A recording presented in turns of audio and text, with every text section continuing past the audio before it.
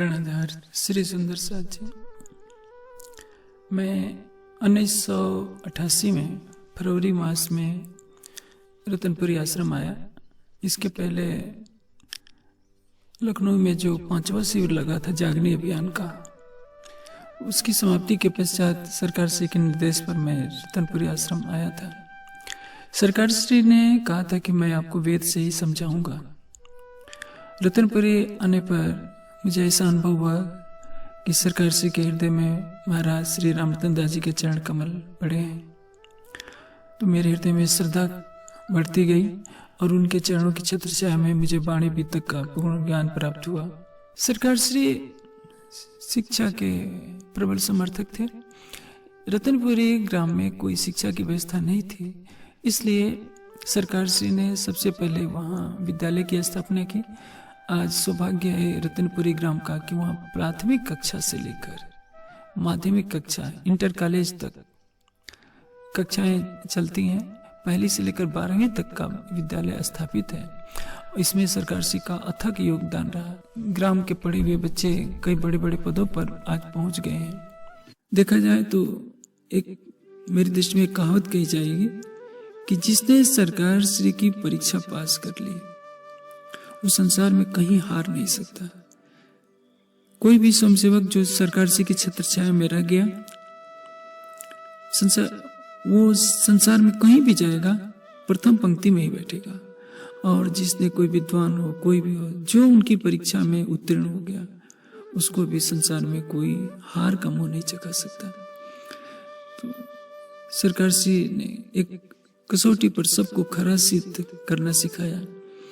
अंदर प्रेम और ऊपर से कठोर अनुशासन, इस वातावरण ने महान व्यक्तित्व का निर्माण किया है। मैं आशा करता हूं कि सब सुंदर साथ सरकार श्री के प्रेम समर्पण की शिक्षाओं को आत्मसात करेंगे। सरकार श्री ने जो सबसे बड़ी बात समाज को दी है वो है राज्य पर अटूट ईमान।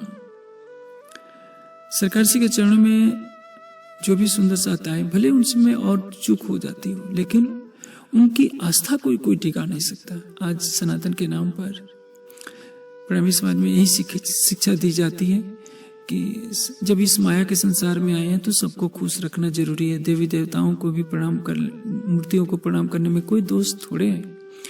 किंतु सरकार श्री ने एक पतिव्रता धर्म का उदाहरण पेश किया समाज के समक्ष, और एक अटूट निष्ठा भर दी कि रतनपुर से जुड़ा हुआ सुंदर सा चाहे कुछ भी हो जाए, प्राण चले जाए, लेकिन कोई राज्य को छोड़कर किसी अन्य की भक्ति नहीं। इस संसार की प्रवृत्ति है। सुकरात को क्यों जहर दिया गया? क्योंकि सुकरात सत्य कहते थे। ईसा पर पत्थर फेंके गए ऋषि दयानंद को 1-2 बार नहीं 16 बार जहर दिया गया। तो सरकार श्री भी इसे अछूते कैसे रह सकते थे? जब सरकार श्री ने जागनी अभियान का प्रारंभ किया, उस समय समाज रूढ़िवादिता में फंसा पड़ा था। जो वार्षिक कार्यक्रम होते थे उसको वार्षिक कार्यक्रम न कहकर भंडारा ही कहा जाए तो ज्यादा उचित होगा। उसी की भरमार थी। युवक युवतियों के विवाह निश्चित करने के लिए एक बहाना मिल जाता था। वाणी चर्चा का कहीं नामो निशान नहीं था। लेकिन सरकार श्री ने जब से जागने अभियान की कमान संभाली, उसके पश्चात चितौनी चर्चनी के अतिरिक्त कुछ कार्यक्रम होते ही नहीं थे। तो परिणाम यही हुआ कि सरकार श्री के निर्देशन में जो वाणी का एक प्रवाह चला, गुजरात के गांव में सुंदर साथ जो हजारों की संख्या में पहुंचने लगे, इसने एक समाज में क्रांति का सूत्रपात किया। परिणाम यह हुआ कि विरोध तो इतना हो गया कि कड़वाहट बहुत बढ़ गई और समाज में बहुत कुछ कहा जाने लगा। इसकी एक झलक जब 1200 प्राण रखे गए थे पन्ना जी में, उसमें भी देखने को मिली थी। और अमेरिका में भी विवाद खड़ा हो गया था, क्योंकि जो वाणी को ढक कर रखना चाहते थे वे सहन ही नहीं कर सकते थे कि वाणी का प्रभाव फैले। लेकिन सरकार श्री के निर्देश में ये चलता रहा, क्योंकि मूल स्वरूप को वाणी के द्वारा जागनी करवानी ही थी। और परमहंस महाराज श्री रामरतन दास जी ने यह आशीर्वाद देते समय कहा था कि भाई, जब तुम वाणी को फैलाएगा तो तुझे बहुत संघर्ष करना पड़ेगा। लेकिन सरकार श्री ने कभी हार नहीं मानी और जब तक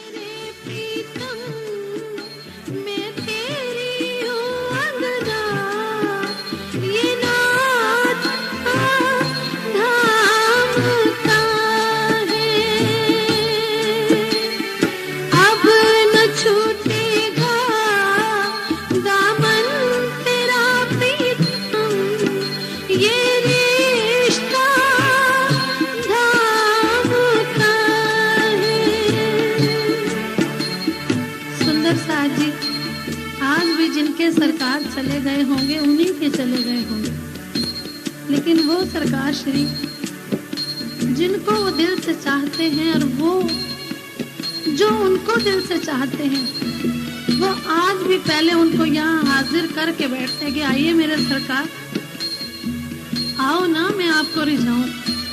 तो आज भी वो मेरे पास हैं, आज भी उनके लाड हमें मिलते हैं, आज भी वो जाने के बाद हमारे इतने करीब हो गए हैं कि अगर अंदर से कोई उनको प्यार करता है तो अगर कोई गलत चलेगा तो 10 बार अपने दिल में सोचेगा कि नहीं, मुझे सरकार श्री की डांट पड़ जाएगी, मुझे ठीक चलना है। तो आज भी इस तरह से वो शामिल हैं जो अपने सरकार श्री को वास्तव में प्यार करते थे। झूठा नहीं, नाटक नहीं चलता, धनी ना जाए किन सो दूर।